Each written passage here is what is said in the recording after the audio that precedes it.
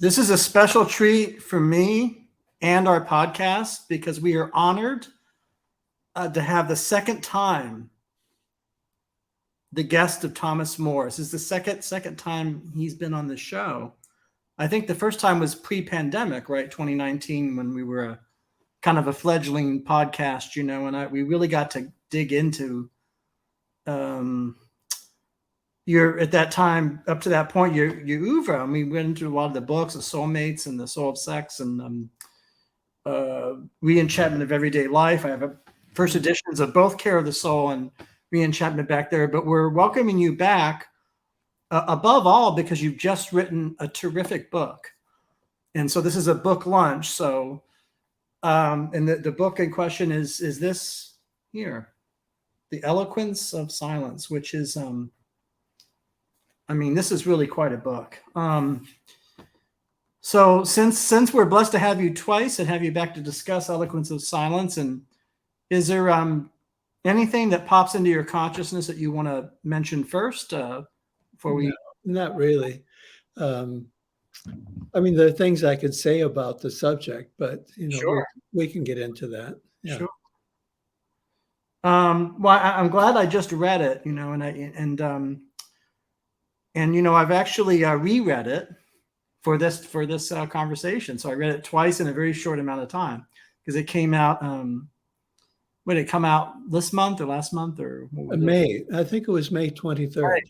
So this is right on, as they used to say in the analog era, right hot on the heels of the printing press, you know, off the presses. And of course, we're not in that world anymore. No, it's a very different world. Alas and alack, maybe. Right. I don't know, but I wanted to maybe ask you, having just read the book and having thought about your, I guess for lack of a better phrase, framing device, because you have an unusual structure. You have every chapter. I believe, or I feel at least, every chapter is entering a particular tradition, right? Either spiritual tradition or a culture or a story, you know. And that's how the book is structured. So those are the chapters, and I think it's really, I should say, happy birthday. Is it true? In this book, you say you turned 82. Is that true? I am 82. Yes. That's remarkable. Last October. Yes. Well, we're both Libras. That's right. I'm October 22nd, and yes, yeah, I remember we had that Libran commonality. But I wanted to. Did you want to talk about that structuring principle and how that was the original impetus? Or did you want to before we talk about emptiness and did you want to make a concerted effort to draw on these traditions? Was that important to you, or was that? Well, the thing is, I have been thinking about this idea of emptiness since I was 30, when I took a course as part of my education in Eastern religions. And that was my first encounter with this idea of emptiness, taken in a serious way, not meaning that our lives are empty, you know, vacant, but meaning that it's something to aim for, Right. kind of flow and ease in life, a relief and release from anxiety and from a lot of things that get in the way. Uh-huh. So it's that kind of emptiness. It's the way they teach this in Taoism and in Zen Buddhism is a very refined spiritual achievement to be able to live with this emptiness. And as the Heart Sutra, which is a great hymn to emptiness, says, everything has to be empty, everything. So that's where I got it. And I decided, so I got it from many traditions. I found the same idea in Christianity. Right. Yes, in the Christian, they use the word kenosis for it there, meaning self-emptying, emptying of the self. Do you mind if I show the listener how much you devoted to the Heart Sutra? It's a chapter. You devote several, you know, you have a full the fullness yes, of the text. Yes, I do. And you have your commentary on it. Did you want, because I it feels to me like that's an important moment in the book. And did you want to talk a little bit more about that particular teaching or text or? Yeah, I can talk about that. Yeah. As much as I know about it, I'm not an expert in Right. particular thing. But the Heart Sutra, like many sutras in the East, these sutras are usually fairly short teachings. The Heart Sutra is only about a page and a half in that book. That's right.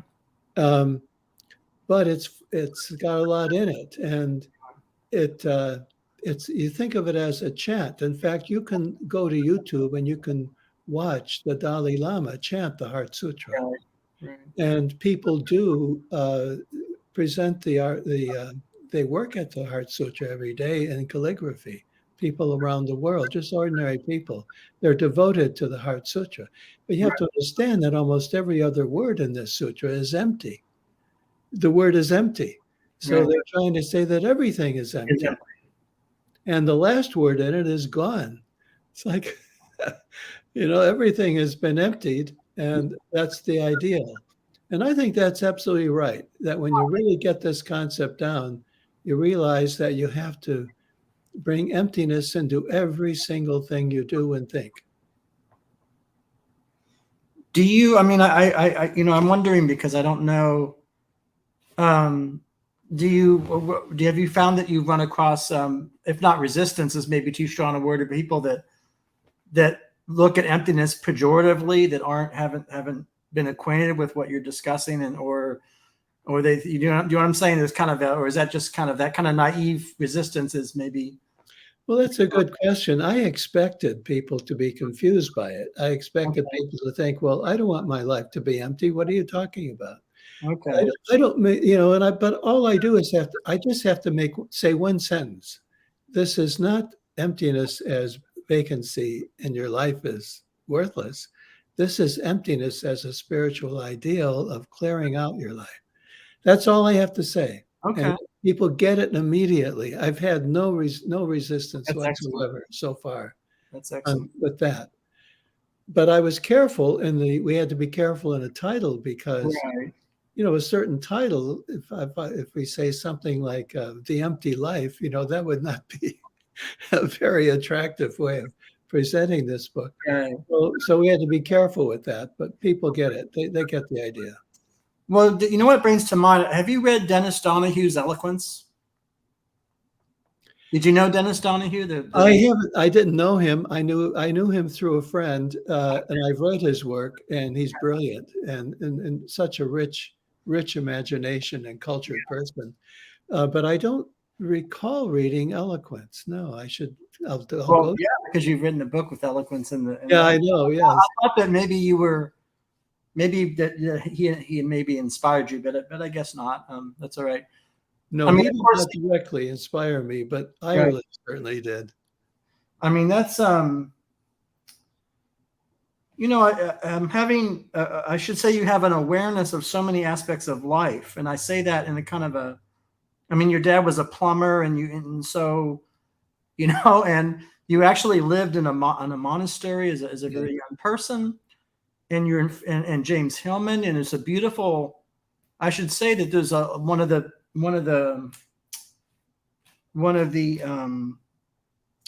more moving aspects of the book is when you talk about Hillman, and I think you talk about him in maybe more detail than even some of the earlier books. You kind of talk about what he had to say at the end of his life and things like that, and who he was, but also Christianity and Catholicism, and then.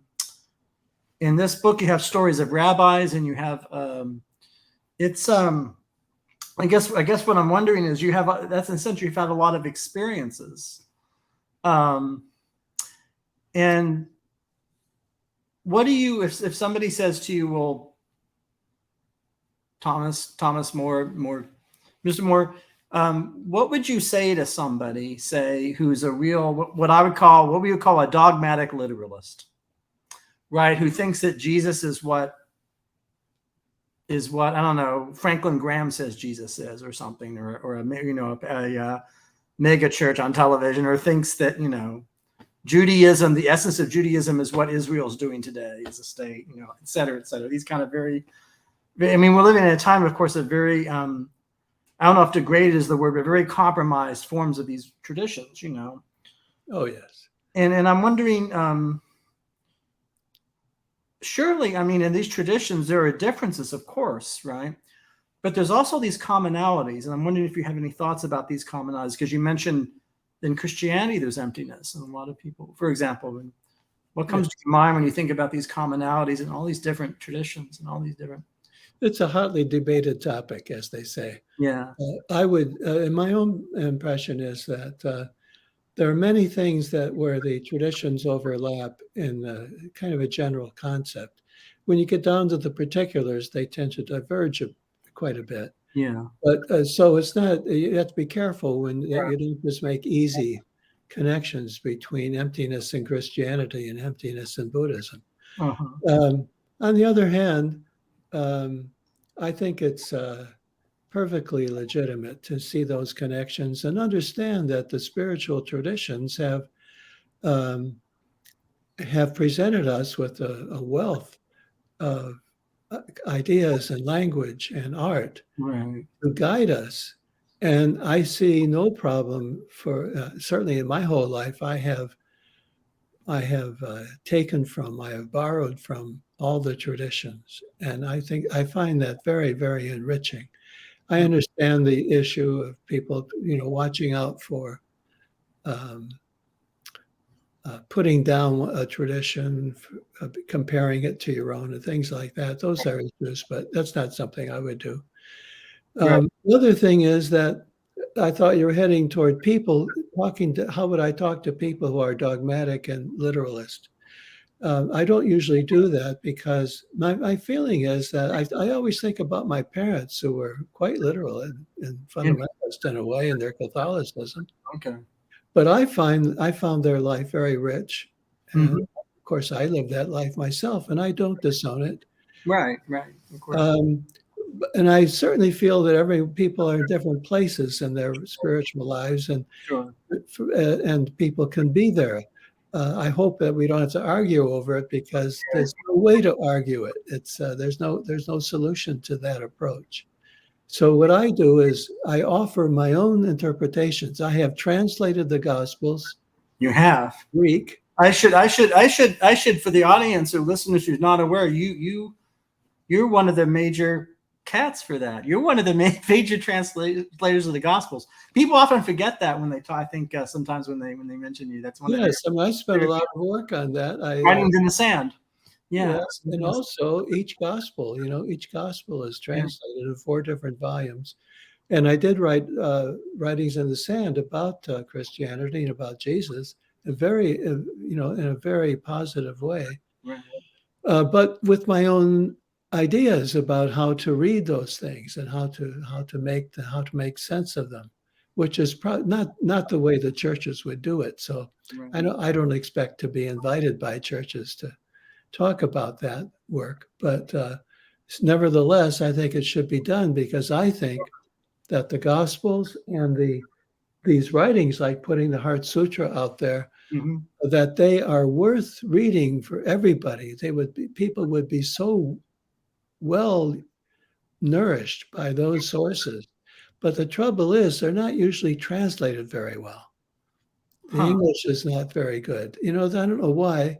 They're often not translated well, or accurately. So I tried to do my best to be both accurate and to put it in good English.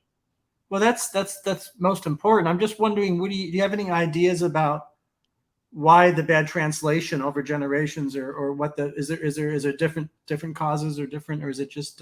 I have no idea. Moreover, what are some of the effects of bad translation? The effect is that people hear about these things and they read them and they say, well, it doesn't sound like the language they use, and they turn away from them, I think. That's one of the things. They're not interested in reading this archaic language Right. and stilted language. It doesn't have to be that way. Right. And when I've read I'm not a great Greek scholar, but I've had enough Greek background Right. to read the Gospels. And when I read those Gospels, it's a very simple Greek. It's almost like children's stories, the way it's written. And it's very plain and simple, and the word "and" is used all the time. And it's beautiful, I think, very beautiful and direct. And then you go to a translation that has a very stilted, hard, language that doesn't seem part of our ordinary experience. I don't think that helps our cause at all. So there's a kind of alienation. People are alienated from what they encounter when they encounter. I think so, yeah. And that in turn turns them off to potential faith, and as well as, I guess it has two effects. It turns them off to potential spiritual practice, right? But it also probably gives them the wrong idea about what the thing is, right? Well, that's it. It gives the wrong idea. If, for example, in my translation, I just change a couple of words to a different word that means it's accurate. It means the same thing, but it has a different connotation, right? Different feel to it. For example, in my translation, you never find the word sin. It's never there. How many Gospels have you read that doesn't have the word sin in it? Not too many. There are some, but not too many. And most people read about sin, and they think about, oh, I'm a sinful person. I want to get a negative, judgmental attitude toward their life. And I translate that as mistake, a profound mistake that people make. And I base that on the writings of Aristotle before the time of Christ, who took that word that is used for sin and hamartia and has written pages about it, right. and trying to make the point that this word that we translate as sin really means some tragic mistake you make because of your ignorance. Do you think it's important that you use the adjective tragic? Is that part of it too, you think? Because I think it is, because that was written, Aristotle was writing about tragedy, and he was describing how lives are tragic when they make mistakes based on their ignorance, and their lives turn out tragic as a result. Of course, there's a whole world, as you know, of literature and movies and TV and plays and novels coming out of that tragedy is one of the basic forms, right? One of the, like, absolutely. comedy. No, it is one of the basic forms of drama. Yeah. And it's, I think we'd be better off if we thought of our lives in those categories rather than being moralistic. See, this is the trouble with those translations. They tend to turn your mind toward being moralistic, either judging yourself or judging somebody else, making moral judgments. You can't do that. We're all in this boat together. We all have our problems. We all have our weaknesses, and we need much more compassion in relation to each other. When you look out, I guess today, of course, we've had, would you feel, or do you sense that we have more challenges in the United States alone now than, say, 20 years ago or 15 years ago, or in terms of just maybe more strife, or is that just, or when you think about, I don't know, it's hard, of course, it's hard to quantify it, but it comes out of what you were just talking about, the kind of maybe it's a kind of a flawed evaluation, or maybe it's a failure to really evaluate. Like, maybe there's a true evaluation, right? That's kind of like proper evaluation, where you see something as what it is, or a person's character as what it is, as opposed to prefabricated evaluation, where you come in, right? I don't know if that's. Oh, that's for sure. We have had in our country a history of ignorance in leadership, and bias, and racism, and all those problems. We have had it in our history in large degree, a lot of it. And we have made some progress, but not a lot. And there's still a huge amount beneath the surface for us. So we are living in bad times, difficult times, but most people who have been Americans in their history have also lived in bad times. That's true. Do you see as a kind of a pattern that maybe repeats or kind of? Yeah, I wish we could pull out of it, but we have to make such major changes. I think one big one would be to really discover how to educate our citizens, each one, to think of all of our citizens. You don't accept you don't take away any person who lives here, but see that they deserve our attention Right. for a real education and real emotional support. Parents don't know how to be parents. They keep turning out, children uh, who are really hurt by their upbringing. So we need tremendous parent education, and we need education in the schools where we have as our goal to make a real educated person out of every single person in the United States. So you would say you're kind of egalitarian. Your egalitarianism is not just material egalitarianism. You have a vision that we could do this thing and we could educate people equally, right? You said every person. I don't see why not. Yeah. Especially with our technology now, we have an opportunity where it's pretty easy to reach everybody and to do it in an interesting way. You just come out with this book. What is your do you think about other books or this? What is this book in many ways feels like a summation, right? It feels like to me like it's this epic summation of more in a way. But I don't know. No, I have other books. I was telling someone recently, I have a whole collection of posthumous books in my library that I'm never going to have a chance to get published. But no, I feel I'm going to continue to write. I want to write about Thoreau next. And not about him, but I want to use him as my springboard for very interesting way of looking at life. I think he had a very intelligent and interesting way of doing it. And his language is beautiful. And he's a storyteller, and it's very, very nice. So I'd like to work on that, and I have other projects, going. So you have many projects. You're kind of. I do. I have a lot of projects. Have you always had projects that change given your circumstance in terms of living in you? How long have you been in New Hampshire with your family there? I've been here, I think, almost 30 years. We came here in 1995. That's right. Yeah. Do you remember this encounter? You did a book called Conversations at the End of the World with Susie Gaplick. Do you remember this anthology? Oh, wow. Yes, that was a long time ago. It was. I lost my copy of that. That's why I asked about it. I remember there was there was an interview with you, and you said we are going to be challenged or tested. I think you actually used that language in the book. You ever talk to her? Whatever happened to that? It seems, I know that she is far away, but I don't know. She was a very interesting artist. Yeah. And we lost touch at that point. Yeah.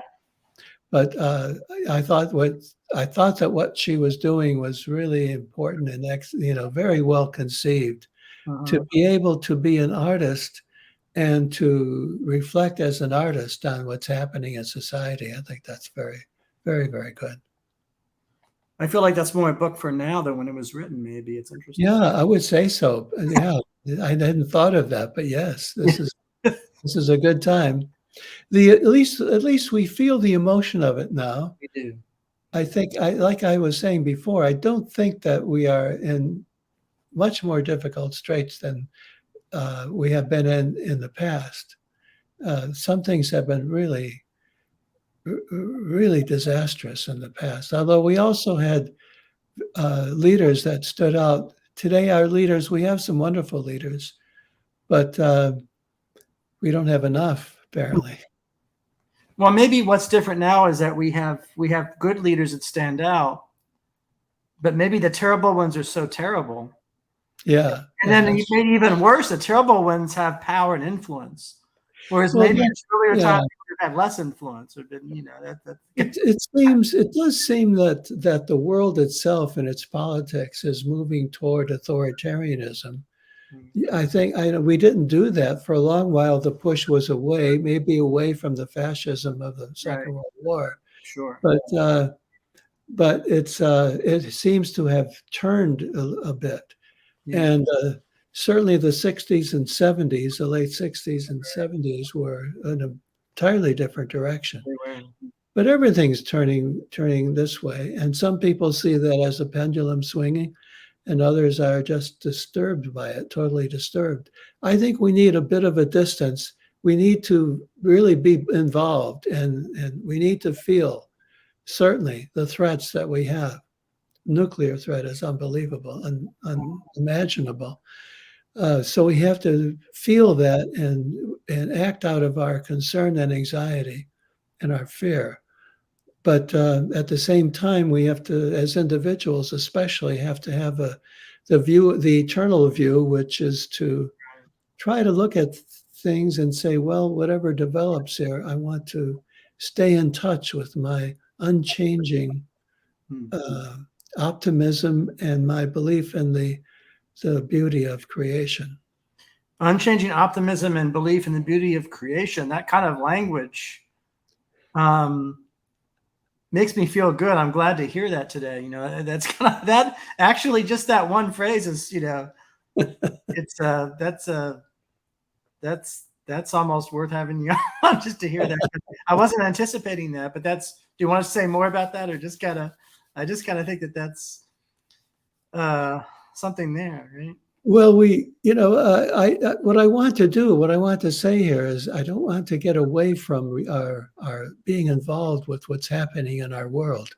And we have to feel everything that's happening in order to respond and be part of it and make our own vision, part of it, part of the conversation. Right.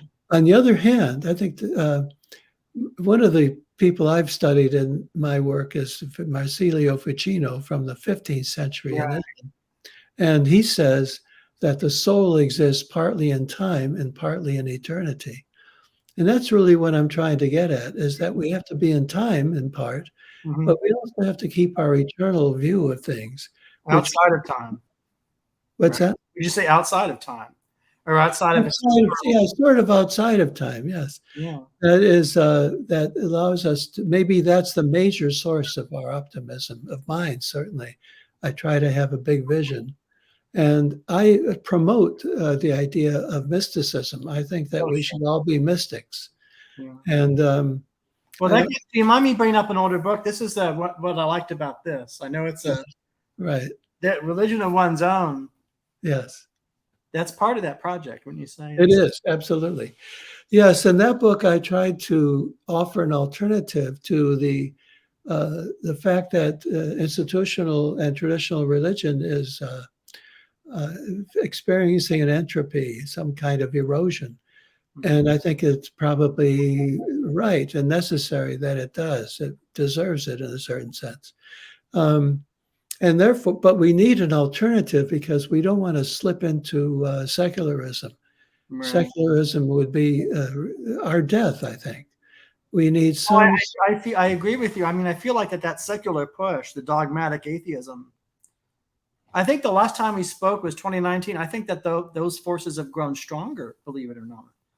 I think in the sciences, and it feels to me like they're more on. There was a book by Nick Humphrey where he tries, this is a philosopher trying to say that humans are benighted creatures because they believe in this thing called consciousness, and how, even the belief in that illusion is our undoing. And it's really almost like a kind of, I wouldn't say misanthropic. There's a lot of books like that written, this kind of, that kind of deny, you know what I mean? It's just weird. Oh, there are many, many books out, many people saying that atheism is the way, and the scientists, some of our most popular scientists, are speaking in favor of atheism. Mm-hmm. I think it's a huge mistake, and the reason is that they do that is that, from what I can see, they don't have a terribly sophisticated idea of divinity or mysticism or whatever. They just see it as foolish and uneducated. It's not that at all. When you look at history or look around the world, the mystics were highly educated, and what they were doing had great intelligence behind it. So I think that's our problem, that we don't see we can't figure out a way toward being having an eye on the eternal. Mm-hmm.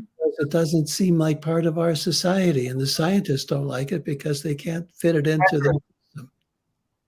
Maybe they feel they can't measure it. Or they can't measure it. Yeah, that's a problem. But they can't even imagine it because of the way their system has developed. It's extremely narrow-minded, but it's hard to say that to somebody, they'll get defensive. Do you continue to work as a therapist, or? I do. I don't do a lot. Right. I'd say I do about 3 to 4 hours of therapy a week. Wow. I see people. That's a lot, really. For me, it feels like a lot. But I love doing it, and I don't want to stop it. And I love the people I'm working with. So what can I say? I just keep doing it. I don't see the same 4 people every week.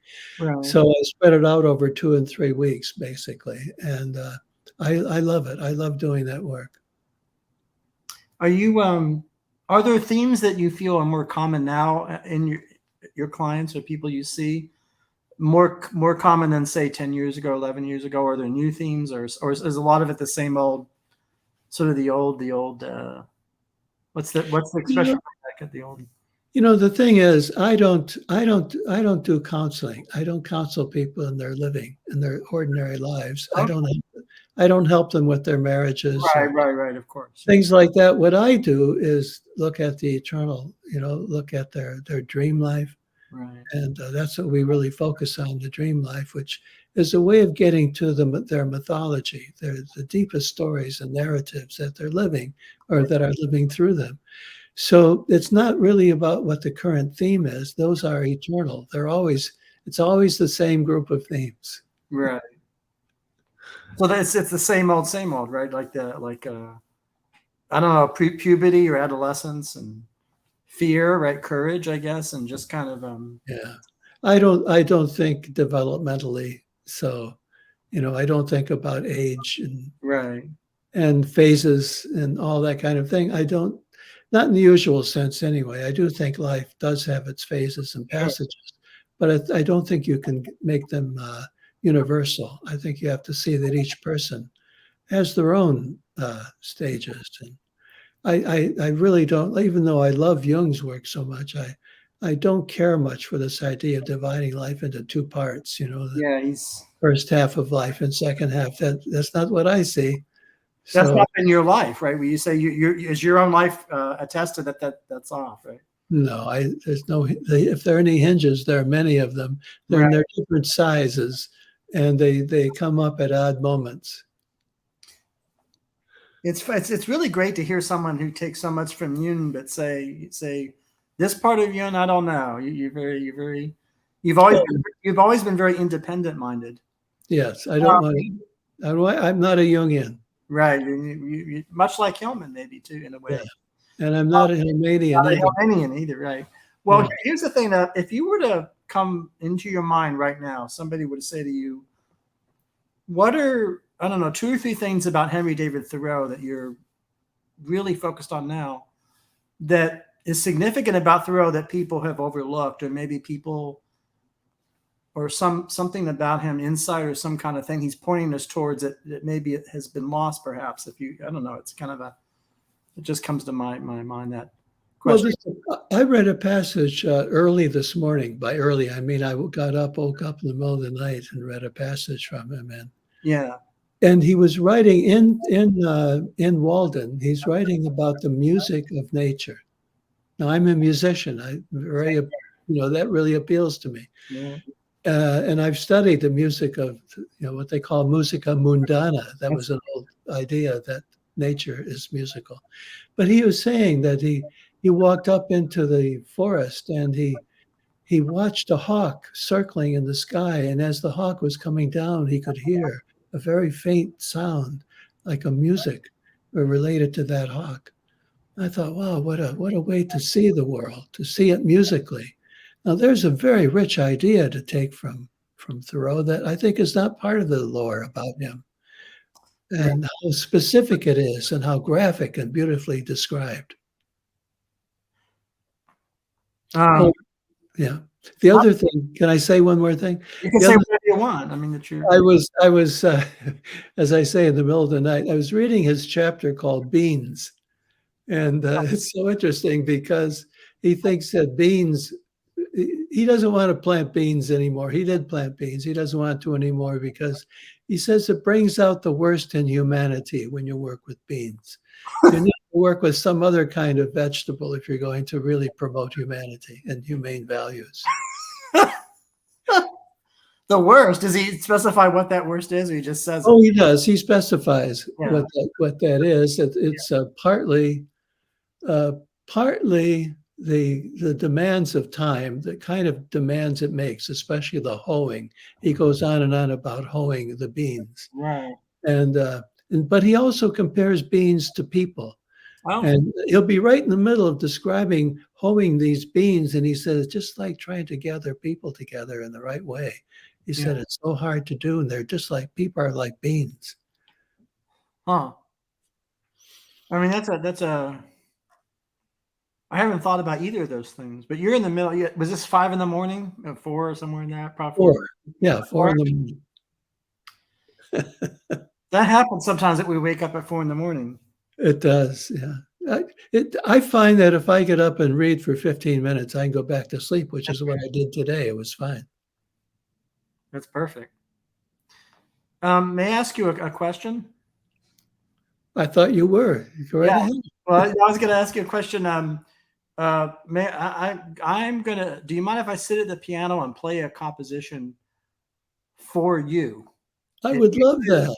I would love that. It'll be short, but it's inspired by the feeling of the fact that out of all these years and the fact that 92. I first read you in 1992, Mhm. and now I'm actually have the blessed to be able to face talk to you here.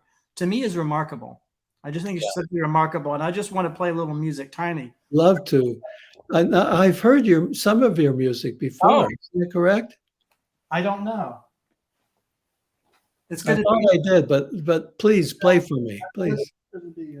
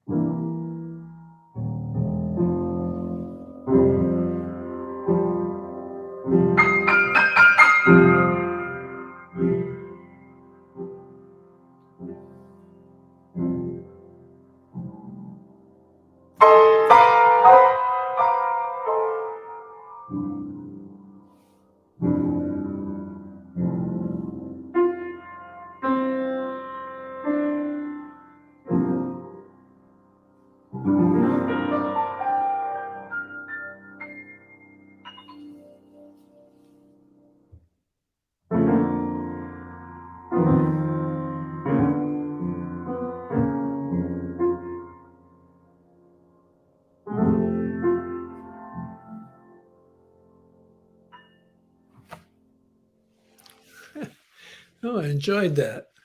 Oh, I didn't know what was going to come out, but that's what came out. That's great. Could I ask you something about it? Sure. Yes, sir. So you started that out with a non-triadic, kind of intro. Yes. And I found that very, very interesting. Yeah. And then what I'm interested in is how you understand or how you feel about then moving into such a more traditional What do you mean, the blues? blues kind of a very, very complete blues Yeah. scales and chords and things after that introduction, which was far from that kind of a harmony. That's true. Well, I mean, the introduction is a drone, is a pedal. Yeah. And that's I feel like in my own composing, I actually do a lot of things. So you just put your finger on what I like to do musically. Is I like to put things together that aren't often. I was told very early in my musical studies that you don't combine musical styles. You ought not to combine styles at all. Oh yeah. And I had a very deep reaction against that early. And so all my life I've been kind of going in the finding ways to put things. But actually, to speak more seriously, I think there is a commonality, of course, the blues, but also I was thinking about all the reading I've done of your writing and the idea of soul. Yeah. Of course, there's soul music, and that's music I really love. And so Yeah. maybe that opening was, I wasn't sure exactly. It was up in the air where I was going to go. I could have gone in a very different direction. I see. But when I went in the direction you ask about, that's kind of what I love. That's the music I love. You know, I mean, I love other things too, but I don't know if that answers your question at all. But yeah, I have no problem with it at all. Yeah. I just I thought it was interesting just how you imagined it that way, to move from. So I understand it better now what you're saying, and it's a different kind of improvisation, I would think, when you're using, when you've got the keyboard. I noticed that you use the entire keyboard regularly there, and that's very nice. And at one point there, the register sounded almost percussive, like, and so I really, really appreciate doing that. But it's, to me, the one remarkable thing about what you played, aside from enjoying it along the way, was that the introduction had a different, like the raw materials were different from what you did later. Yeah, that was. I guess I tried to do that, but it's not really when you're playing music. I'm an improvising musician. Yeah, and that's a whole tradition. So in a way, it's hard to talk about that because it's what I do. But yeah, I know. But I mean, a lot of improvising musician, you're responding to things you feel. At least I things emotionally feel in the moment. And if something says go here, I'll go there, and I don't really put a lot of thought into it, I have to say. So, I just do what I mean, I'm the person who comes around and thinks about it. Yeah. I like that. I like to think about music and the way it's put together. But I that's why I wanted to listen to what you did in the thing. Well, I also feel there was some of you in it. I tried. So this is even more difficult. Well, because this word soul. See, I think the word soul. To me, if we're human beings now in the world, the word soul is always going to have an element to me, and I don't mean to be pretentious about it, always has an element of soul music or of Oh yeah. modern and contemporary African American experience. And I feel like it almost, I won't say obligated, but I feel like that has to come in there somewhere. So it's just a question of how much and when, but it was never. But again, if I played this tomorrow for you, it might be very different. So a lot of it is just, the fact there's no sunshine here, maybe, or it's dark. And yeah, sure. No, but I do think there's a soulfulness in your writing. When I tried to the best that I could, Yeah, in instrumental music, express that. Even with full knowledge that there's many things about you I don't know, and yeah, right. you have a whole, but I do what I can. Yeah, of course. I like it immensely. It reminds me I might be closer to this last book of mine compared to the others, because this one is more like improvisation on what is given to me. So I take these short passages from the traditions, and then I do a little riff on them. Yeah, that's what I love. The thing I love most about this book, they're like solos. You're taking courses on the song. And one of the songs is the rabbi in the carriage, right? That's right. The rabbi in the empty carriage, or the string, or I'm going to follow, and you do a riff on that. Yes, I do. Yeah, that's right. That's exactly it. And Hillman used to say to people, he would tell them when we were together somewhere, he would tell them, he said, "You people don't know that Tom writes like a musician." That's right. That's right. We actually write like a jazz musician. I hadn't thought of that before, but it's one of the great disappointments for me in my life was not learning jazz. I wish I could play jazz. I play it, at it, but I don't play it really. Right. Well, I mean, I think wasn't a lot of your life devoted to Bach? I mean, wasn't it, or not a lot, but Bach was important to you, and I think he's the top for me. Bach is the top of the list. Yeah, I mean, if you're focused on Bach, you can almost say, why look at anything else? Or one could say that that's plenty to deal with, There is so much, yeah. But see, when I play a Bach piece, like I've been playing that simple, the simple first prelude in C major, it's fantastic. I've been playing that and memorized it, and I feel that when I'm playing it, that he has worked something. He had a problem when he started out. That's how I see with Bach. He's got an aesthetic problem at the beginning, and he works it out during this piece. And so, to me, the great pleasure is this combination of seeing by reading the notes how he's working it out, and then feeling it in my hands and hearing it all at the same time. To me, that's a great pleasure. I'm curious do you have any additional thoughts about Bach and what he was doing aesthetically in terms of, starting with a problem or working out a problem? I mean, it's, and how it might connect to his faith, or how it might connect to his a man, as a person. I mean, I'm sure you have more thoughts about that. I mean, that came to you from playing his music directly.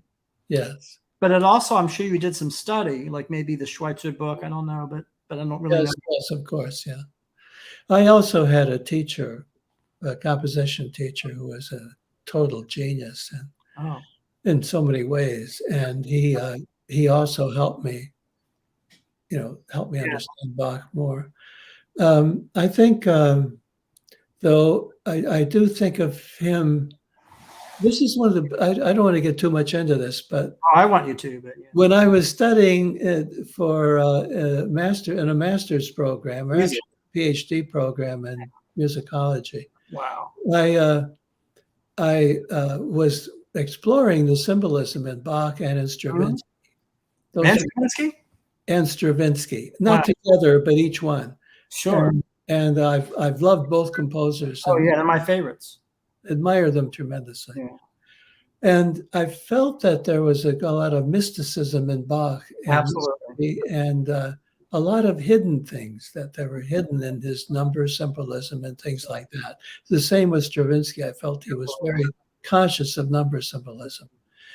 And essentially, the faculty didn't like me doing that. They said it didn't have a place in their program, and they asked me to take a master's degree and leave. And which I did, because I didn't think I could probably go as far as I wanted to in my life and music.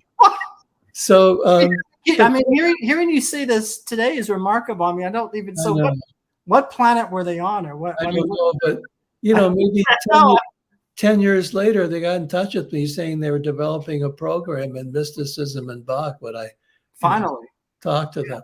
But after it was all over. So, but anyway, I do feel that Bach's religious ideas and the religion of his time, especially when you listen to Bach, to pieces like his Passions, the St. Matthew Passion, especially.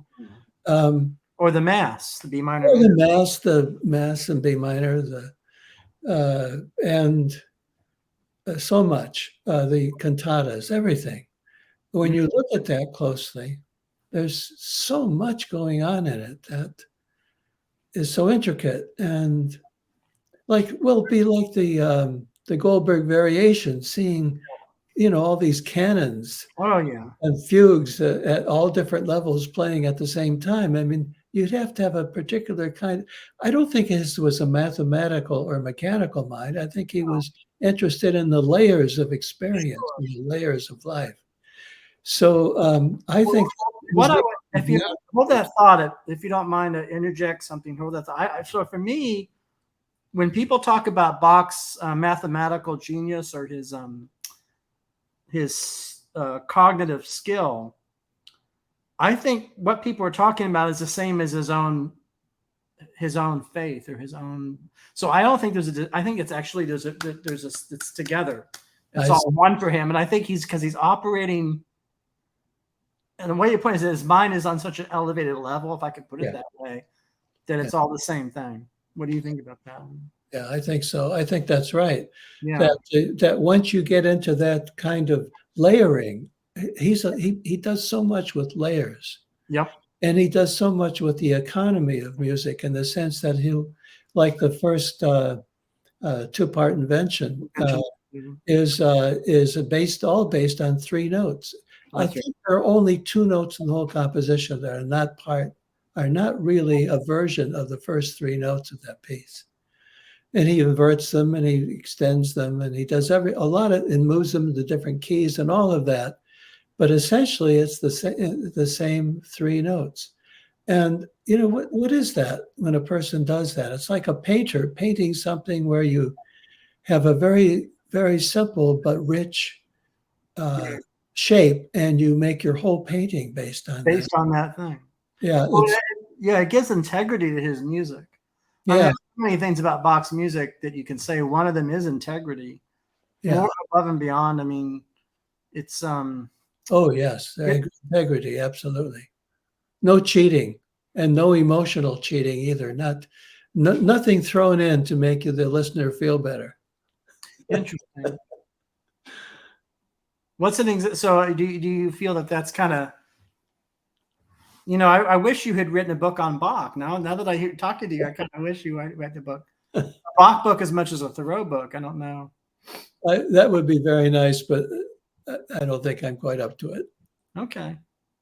I would read it if you did it.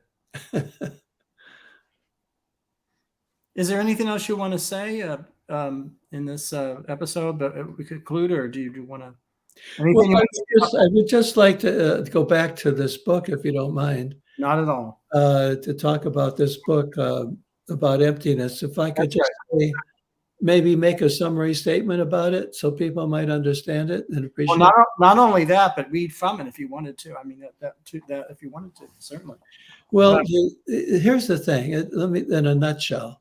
I've been thinking about this idea of emptiness for a long time. It does not mean empty in a negative sense at all.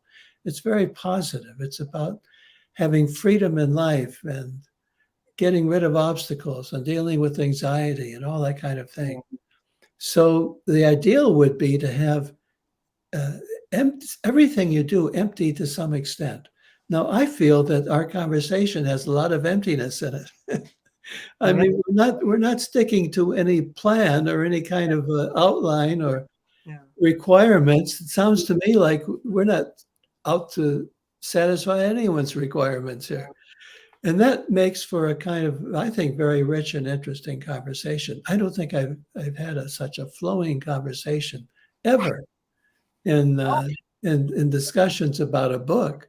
Oh, It's wonderful to be able to play some music, and yeah. I love that. And the conversation is free flowing. It's fantastic. But also very insightful. So I think that's an example of how we can bring emptiness into everything we do, every single thing. One of the things that I say in this book, there's so many, but one of the things that I say in this book is I give the image of, I talk about the image of, I don't actually, it's not one of the stories, but the image of going to a restaurant, waiting for somebody to come to have dinner with you. And you're sitting there across the table and the chair is empty across you. Yeah, that's right. Across from you. Now, to me, that is really a wonderful moment in human life. One of those things that we all might go through. Sure. It is so wonderful. You could just explore that moment, and it would make a wonderful film or painting or, piece of music. Yeah. So what's going on? It's like you're faced with an emptiness. You have a disappointment, maybe. Yeah. You wonder how long this emptiness is going to last. Right. And you wonder what you should do. And you may be frustrated and you may be angry. You go through a lot of emotions. And I think the thing is that you discover through this, one thing you could do is meditate on this and take it as a moment of learning about emptiness and how that emptiness right there, could be a model for so many other aspects of your life. Absolutely. In your life. So the idea of learning emptiness from an object, and that's what this book is about, because it picks up this old tradition in the East, especially, where they present the idea of emptiness, the spiritual notion of emptiness, through a very concrete image of something that is empty, like an empty pot, an empty carriage, an empty finger, doesn't have a ring on it.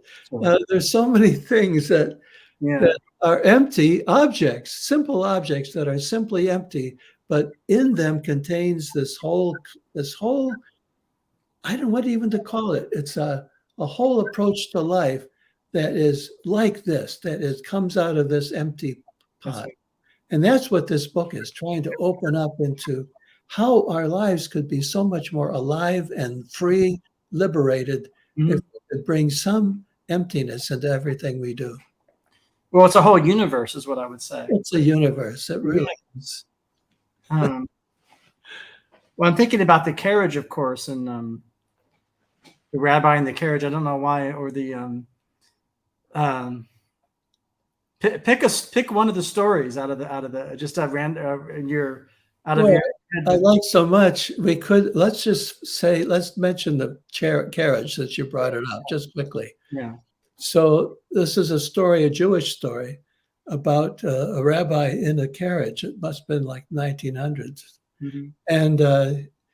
And he's going along and he hears a lot of racket behind the carriage, a lot of noise. And he looks behind him and he sees all these people coming, walking and running behind the carriage he's in. So he knocks on the door to the driver's seat and he asks the driver, he says, "What's going on? What is all that noise behind us?" And the driver says, "The people there are following holiness." And so he gets out of the carriage and joins them. He wants to follow holiness too. Of course. Right. So he's behind the empty carriage. And there, see what I mean? That empty carriage is like the empty seat in the restaurant. It's the same as the date. It kind of contains the whole big notion of what emptiness is all about. And it's also like your very first page in the book where you talk about Care of the Soul book launch, right? Of your Care of the Soul 92, and you in the empty bookstore, right? That bookstore. I was told to go by the publisher. They set up a tour for me. So they sent me from New Hampshire to Portland, Oregon. It's a pretty big trip, to get things started. And I had never done a bookstore before. I mean, it's odd because I've done hundreds.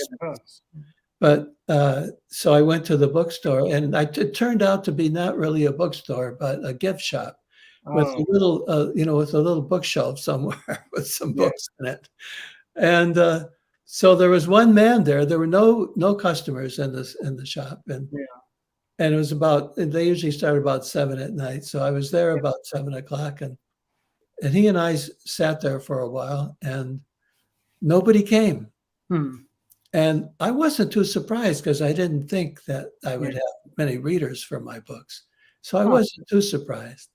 And Huh. I walked, but I did walk back to the hotel kind of dejected. And I thought, Sure. well, I knew this is the way it was going to go. Nobody would show up. It was an empty bookshop. And I thought about, and I carried that weight of that Sure. emptiness with me. Well, you became a success, I Oh, assume. yes. The very next night, I went to Very nice Seattle, and there were hundreds of people there. people. So it's just kind of, I don't know. Is there any other things you want to mention, or anything that you feel that Could I tell one more story? I've you been can tell many?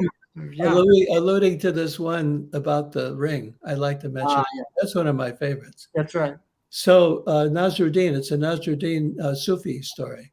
Uh-huh. And Nasruddin is a mullah, a teacher in the village. And he has the villagers, one of the villagers comes to him and says, Nasruddin, I'm about to move away to another place. My work takes me there. Mm. I've got so much from you.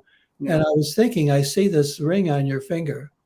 Yeah. And I was thinking that maybe if you would give me that ring, then every time when I'm away, every time I look at my finger and see that ring, I'll think of you. Mm. Nasruddin, in all of the stories of Nasruddin, he's not too happy to give things away.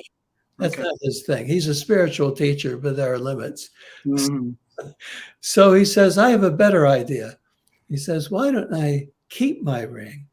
And then when you're away, every time you look at your finger and there's no ring on it, you'll think of me. Hmm. And so I think that's a beautiful image of emptiness, that he teaches this student of his how emptiness can be as effective as having something. And that's such a big teaching because we're always looking for something to fill a gap. That's right. Something. And he's teaching that it's better not to have something to fill it, but contemplate your emptiness. Sure. Wow. That's harder for some than others, I'd imagine, right? Oh, yeah. It's not an easy thing to do. I'll tell you, I was thinking of this morning at 4 a.m. This book is the idea of it. The premise of this book is not easy. It's easy to talk about. We can enjoy thinking about it. But when it comes down to it, to really allow some emptiness in your life is not easy. I guess it depends on your personality too, right? Or your character and your experience. Probably. Another story. One more. There's this, as I say, there are many. There's a story of the one I really like a lot is, if I can remember it, Nasruddin is another Nasruddin story. Oh, I know one. It's easy. He's in London. Nasruddin is in London, and he gets on a double-decker bus, and he goes up to the top of the bus, and he's there for a while, and then he comes down to the lower part of the bus, and the conductor is there, and the conductor says to him, is there a problem, something wrong? And he says, yes, there's no driver. And, I like that story because for a number of reasons, it's so much like dreams I hear of people in automobiles and buses and trains and things. Sure. Where the big question is who's driving? That's right. When no one's driving, that's the impression. Of course, it's a kind of a funny way of putting it to say there's no driver in a double-decker bus on top. Yeah. But I think it's an interesting point because these stories are meant to be taken imagistically and poetically, not literally. So there's no driver up there and he's uncomfortable. I think a lot of us are uncomfortable when there's no one driving. That's right. No one driving. We're just moving. What's the word? We're at sea. We're at like aloof, right? Aloof or adrift. Adrift. Adrift is the word. Yes, we're adrift. Exactly. Yes, that's interesting. I'll mention this now. There's a passage that really has affected me in Joseph Campbell's book, The Hero with a Thousand Faces, the premise of which I've never liked too much, but it's a really beautifully written book and it has a lot of interesting things in it. And one of the things he has in there is he describes Tristan and Isolde. Tristan, this great love story between Tristan, who's a queen in Ireland, and he's in England in Cornwall by the sea. And in the story, he wants to go to visit the love of his life, and he gets in a small boat, and there's no, like a small sailboat, and there's no rudder on the sailboat, and no oars. That's right. So but he has a sail so they can be carried. And Campbell comments, I wish I could think of his exact words. They're beautiful. Yeah, they are good. But it's about how Tristan learned to entrust himself to the winds of life. That's right. Something like that. That's not exactly it, but something like that. And I think it's a beautiful thought that if you don't have a driver, and if you don't have a steering wheel, or if you don't have a rudder if you're on a boat, then you trust yourself to the winds, which is an image used by Botticelli and so many other people for the spirit that blows life in. So it's a very profound thought, I think, about driving. And actually for Nasruddin, too, to get in this bus, there's no driver upstairs. There's no man upstairs driving. I think that speaks to us too. There's no one upstairs. It's significant that it's up there, and yet he's uncomfortable with that, and that's the human condition. We're uncomfortable when we don't feel the presence of a driver. Of course, the question becomes, who is upstairs, or what is upstairs? The idea of upstairs, right? The idea that there is a thing or a person upstairs that just Well, who goes upstairs that I also like very much is Santa Claus. He's up on the roof. So a lot of our holy people are on the roof or upstairs or in the upper deck of the bus. That's right. And that's just the way we think. We think upward and downward. And the figure who's up there is assuring and gives us a sense that maybe there's some purpose and control in all of this. Thomas, do you have a favorite book behind you? I see directly behind you, there's all these books. If you had to pick one book. This is not my working library. I'm in a room where I have some good light, but I do have some books here that I could say would be my favorite. See, you would pick it and you would say, this book speaks to me still. Yeah, I have to get up though, okay? Sure. Give me a minute. Oh, yeah.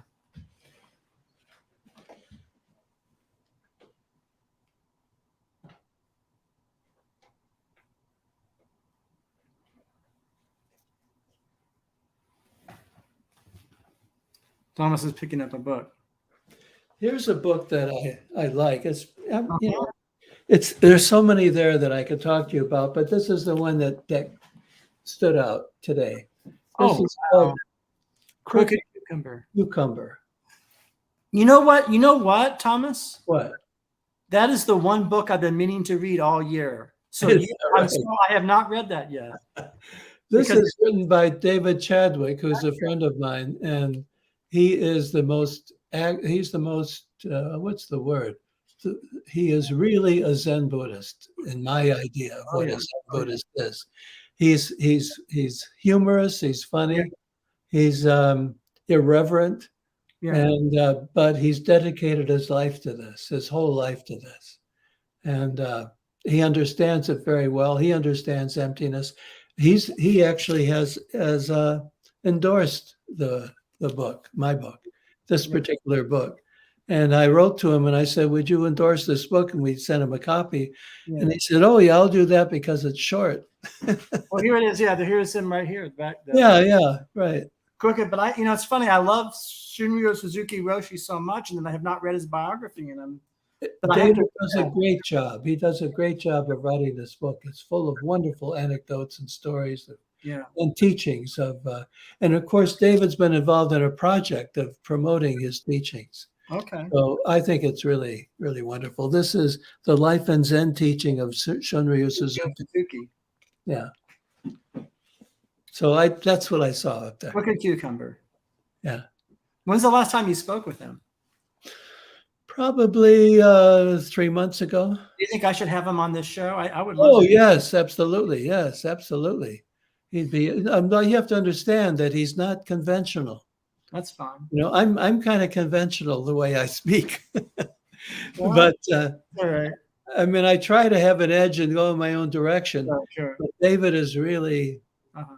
really, he would not fit in any particular form. You have to be prepared for that. But he's the real thing. He's the real thing.